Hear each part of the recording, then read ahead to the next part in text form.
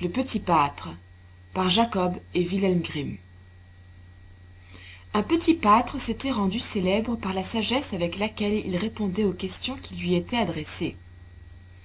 Le bruit de sa réputation parvint jusqu'aux oreilles du roi, qui n'en voulut rien croire, fit venir le petit garçon et lui dit « Si tu parviens à répondre aux questions que je vais te poser, je te regarderai désormais comme mon fils, et tu habiteras près de moi dans mon palais. » « Sire, quelles sont ces 3 questions ?»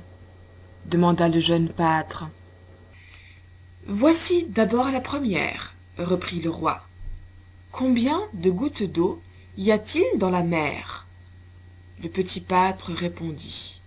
« Sire, commencez par faire boucher tous les fleuves et les rivières de la terre, de manière qu'il n'en coule plus une seule goutte dans la mer, jusqu'à ce que j'aie fait mon calcul.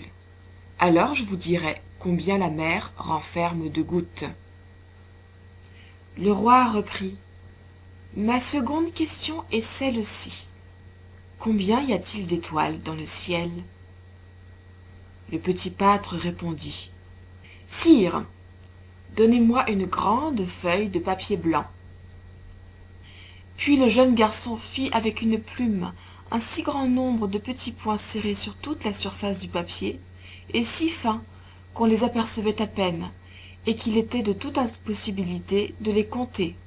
Rien qu'à vouloir l'essayer, les yeux étaient éblouis. Cette besogne terminée, il dit au roi, « Il y a autant d'étoiles dans le ciel que de points sur cette feuille de papier. Daignez les compter. » Personne n'y put réussir.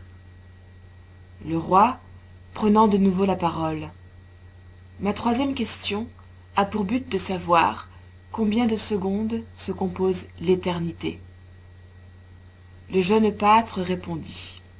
« Au-delà de la Poméranie se trouve la montagne de diamants.